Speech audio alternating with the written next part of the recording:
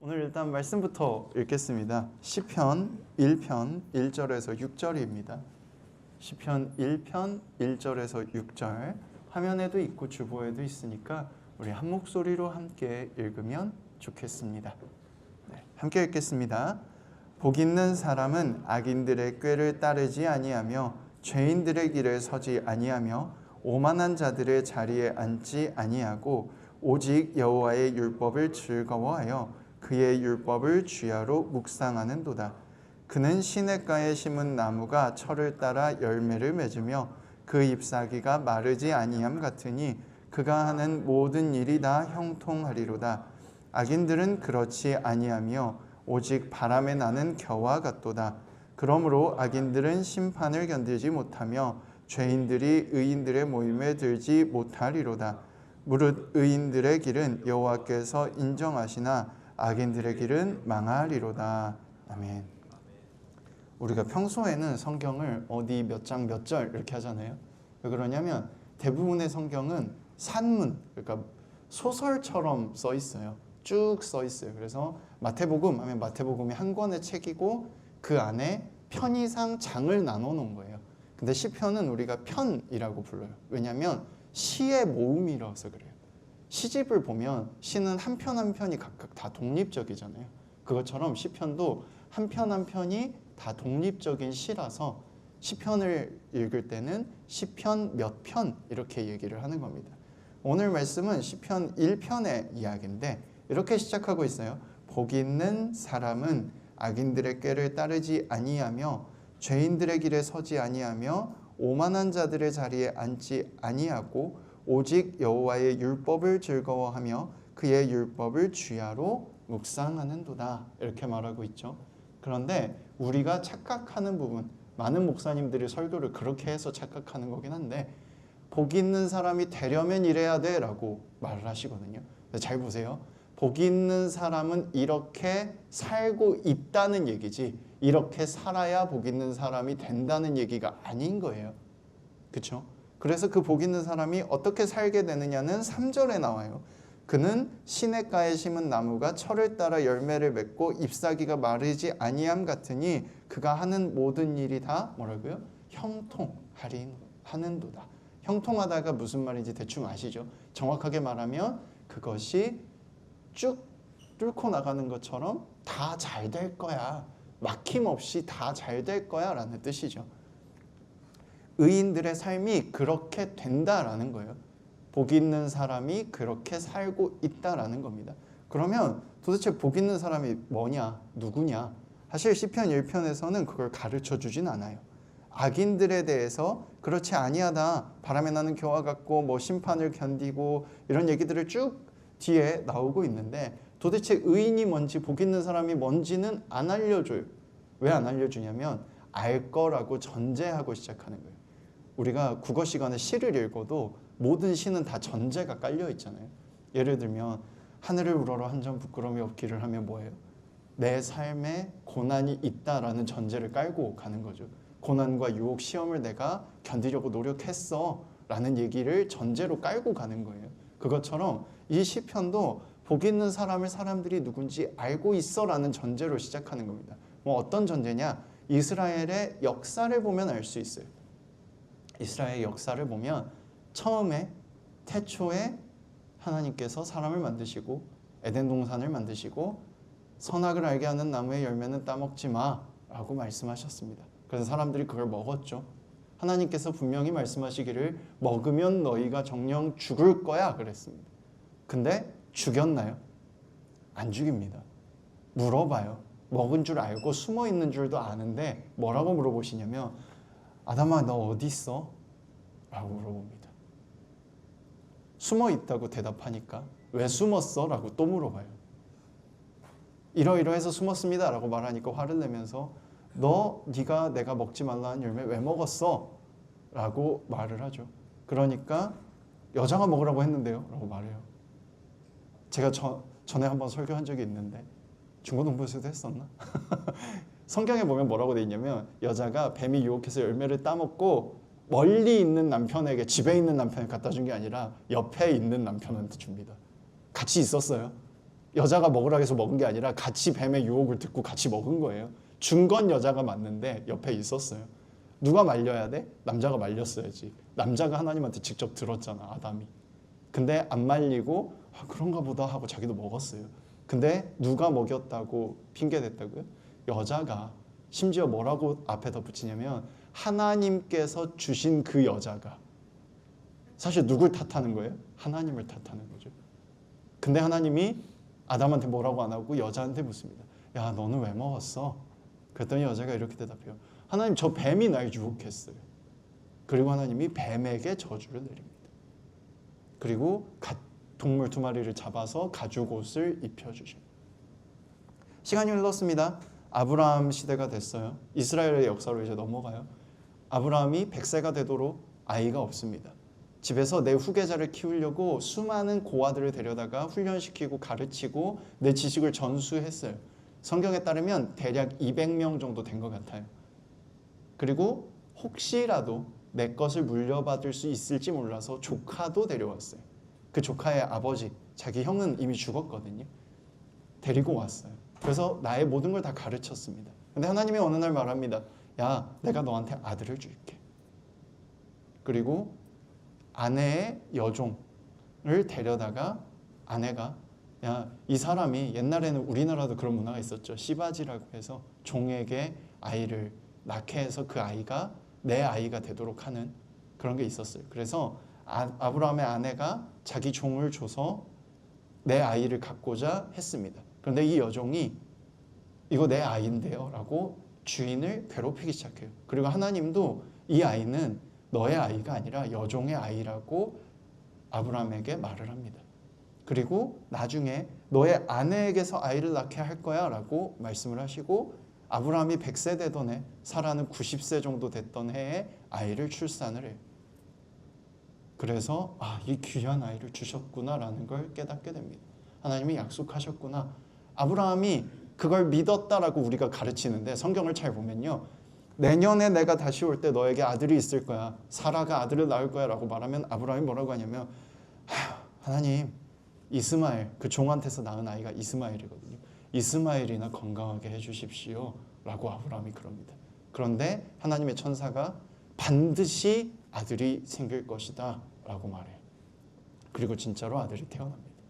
시간이 더 흘러서 그 아들의 아들 야곱이라는 사람이 있어요. 형을 속여먹고 장자권을 빼앗고 형이 화가 나서 자기를 죽이려고 하니까 삼촌 집으로 도망갑니다. 삼촌 집에서 21년 동안 종처럼 섬겨요. 왜냐하면 삼촌의 둘째 딸한테 반했는데 둘째 딸을 위해서 7년을 일하고 결혼식을 하고 첫날 밤에 보니까 둘째 딸이 아니라 첫째 딸이었어요. 그래서 삼촌한테 가가지고 따집니다. 어떻게 날 속일 수 있어요? 자기도 뭐 때문에 도망왔어? 형을 속여서 도망왔잖아요. 근데 야, 다시 7년 더 일해 라고 해서 7일 뒤에 둘째 딸도 결혼시켜 주시고 7년을 더 채웁니다. 그리고 나서 이제 14년이 지났죠. 내가 그동안 봉급을 안 받았으니까 이제부터는 봉급을 받겠습니다 라고 약속을 하고 7년을 더 일합니다. 그리고 봉급을 받아서 삼촌을 이번에 속여서 삼촌의 재산 대부분을 자기가 가져가요. 물론 재산을 엄청나게 불려가지고 자기가 가져가도 삼촌은 그 전의 재산만큼은 남아 있었어요. 삼촌이 죽이려고 쫓아왔는데 하나님이 삼촌의 꿈에 나타나서 걔 건드리지 마 라고 해서 삼촌이 안 죽입니다. 이제 집으로 돌아가고 있는데 형이 날 죽이려고 군대를 데리고 오고 있다는 얘기를 들어요. 가족들 먼저 강을 건너게 하고 강가에서 21년 만에 처음으로 기도를 합니다. 집에서 도망 나올 때 들판에서 잠자고 꿈속에서 하나님을 보고 나서 처음 기도했거든요. 하나님, 내가 잘 돌아오게 해주시면 당신이 내 하나님이 될 거예요 라고 기도했어요. 그리고 21년 만에 이제 뭐라고 기도하냐면 날 축복해 주십시오, 날 살려 주십시오 라고 하나님께 기도합니다. 근데 하나님을 보이지 않으니까 어떻게 기도하냐면 지나가던 사람을 붙잡고 그냥 기도를 해요. 그리고 그 지나가던 사람이 사실 하나님의 천사여서 여기를 쳐가지고 이쪽 뼈가 부러지게 만들어서 다리를 절게 되거든요. 근데 그 모습을 형이 보고 절뚝거리면서 오니까 내 사랑하는 동생아, 네가 이럴 필요가 없어. 내가 너 용서해 줄게 라고 용서를 해줍니다. 21년 동안 기도 한 번도 안 했다니까. 근데 하나님 뭐 해줬어요? 구원해 줬죠. 아브라함 안 믿었는데 아들을 주셨어요. 요셉이란 사람이 있었고 이 사람은 계속 하나님을 따랐고 온 이스라엘 백성이 그로 인해서 이집트로 들어가게 됩니다. 형제가 12명 있었는데 그 12명이 다 이집트에 들어와요. 시간이 흐르고 이제 이 숫자가 너무 많아지니까 이집트 사람들이 종으로 부려먹기 시작하거든요. 거기서 너무 힘들어서 하나님께 부르짖습니다. 살려주세요. 우리 조상의 하나님, 누군지는 잘 모르지만 우리 조상들이 섬겼다는 하나님이 있다는데 우리 좀 구해주세요. 그래서 하나님이 모세를 보내셔서 거기서 구원해 주십니다. 근데 구원해 줬는데 광야를 헤맬 때 끊임없이 뭐라고 하냐면 우리 다 죽이려고 구해 주셨어요 하나님이라고 원망해요. 40년 동안 광야를 떠돌면서 계속 쉬지 않고 원망하는데 하나님이 다 용서해 주시고 때때로는 심판하실 때도 있었지만 다 심판하시지 않고 항상 심판하실 때도 보면 기회를 주십니다. 이렇게 하면 너희 용서해 줄게라고 기회를 주셔요. 그리고 나서 율법을 주셨어요. 이 얘기 길게 했는데 왜 했냐면 복 있는 사람이 어떤 사람이라고요? 하나님이 구원해 줬다는 걸 아는 사람이 복 있는 사람인 거예요. 항상 성경은 먼저 구원해 주고 시작합니다. 먼저 구원해 줘요. 내가 널 사랑해. 내가 널 도와줄게라고 먼저 도와주십니다. 그리고 나서 뭐라고 하냐면 이제 너도 내 사랑을 알고 누군가와 사랑을 나누며 살아라고 말해요. 근데 사람들이 자꾸 잊어버립니다. 왜? 내가 지금 배고프니까. 내가 지금 힘드니까. 뭐부터 해야 돼? 나부터 살아야겠거든. 근데 나부터 살자고 마음먹으면 끝이 있을까요? 없어요. 100만 원 벌던 사람이 200만 원 벌잖아요. 그럼 어떻게 되냐면 100만 원 벌 때 매일 라면만 먹던 사람이 갑자기 식당에 가기 시작해요. 200만 원 벌던 사람이 300만 원을 벌면 어떻게 되냐면 갑자기 레스토랑에 가기 시작해요. 그냥 일반 식당 말고 파스타 나오고 이런 고급 식당에 가요. 갑자기 500만 원을 벌게 되면 어떻게 되냐? 물건을 이것저것 사기 시작합니다. 더 고급 음식, 더 고급 물건을 구매하기 시작해요. 그래서 소비를 늘려요. 점점 많이 벌수록 어떻게 해요? 더 고급진 걸 갖게 돼요. 그런데 사실 내가 필요한 건 뭐예요? 난 100만 원 있을 때도 라면 먹으면서 잘 살았잖아. 별로 필요 없거든. 왜 필요해? 남들한테 내가 이만큼 번다고 과시하려고. 사실은 누굴 도울 수 있는데 그러지 못해요. 나를 챙기다 보면 누구한테 사랑을 주지 못하게 되거든요. 그래서 오늘 성경에 그 말이 나오는 거예요. 복 있는 사람은 악을 따르지 않고 죄인들의 길에 서지 않는다. 이게 무슨 말이냐면 나만 생각하지 않고 나를 위해서 누군가의 것을 빼앗지 않고 그리고 오만한 자리에 앉지 않는다는 게 뭐예요? 내가 남보다 더 나은 사람이구나 라고 으스대지 않는다는 거예요. 그게 복 있는 사람이라는 거예요. 복 있는 사람이 그렇게 살게 된대요. 왜? 하나님이 나와 함께 계시고 살아있다는 걸, 날 도와주셨다는 걸 알고 있으니까. 하나님이 나와 항상 함께 있대. 그러면 내가 이 친구를 욕할 수 있겠어 없겠어? 하나님이 지금 내 곁에 있다는 걸 내가 느껴. 선생님만 내 옆에 있어도 누구 욕하기가 힘들잖아. 하나님이 내 옆에 있대. 누구 욕할 수 있겠어요? 누구 원망할 수 있겠어요? 불가능한 거예요. 그래서 복 있는 사람이 그렇게 살 수 있게 되는 거고, 동시에 뭐가 있는 거냐면 세상에 풍파가 없을까요? 아무리 시냇가에 심은 나무라도 풍파를 겪게 돼 있어요. 그런데 그 풍파 속에서도 내가 항상 풍족하고 나를 도와주시는 분이 있다는 걸 알고 있으니까 두려워하지 않는 거예요. 그래서 형통할 수 있게 되는 겁니다.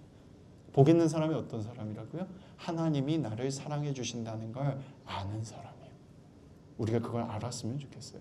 사실 교회 다니는 거 그거 하나 알려고 다니는 거예요. 그거 하나 알면 어떻게 돼요? 두려움이 없어져요.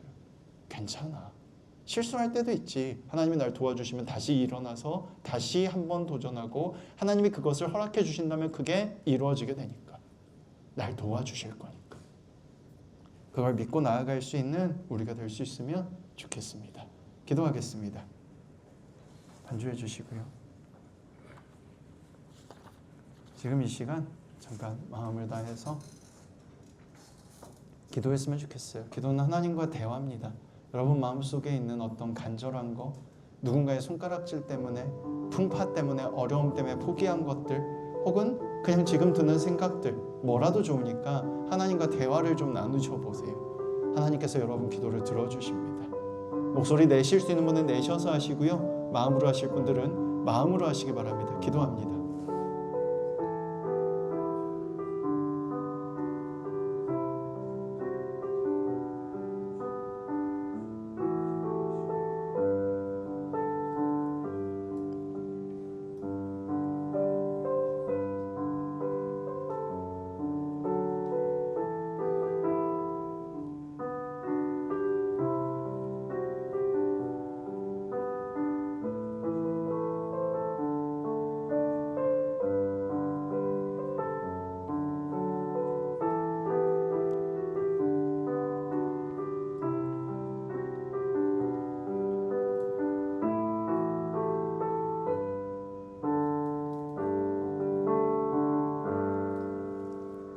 기도하겠습니다. 사랑의 하나님 감사합니다. 언제나 우리를 사랑해 주시고 곁에 계신 것을 믿습니다. 알기 원합니다. 만나 주시고 우리의 삶 가운데 늘 함께 해 주셔서 두려움을 이기고 믿고 의지하며 걸어나갈 수 있도록 우리에게 주신 꿈과 사명, 소망을 이룰 수 있도록 주님 도와주세요. 포기하지 않고 걸어가고 싶습니다. 두려움을 이기고 싶습니다. 함께 해 주세요. 언제나 곁에 계시는 줄 믿으며 예수님 이름으로 기도합니다.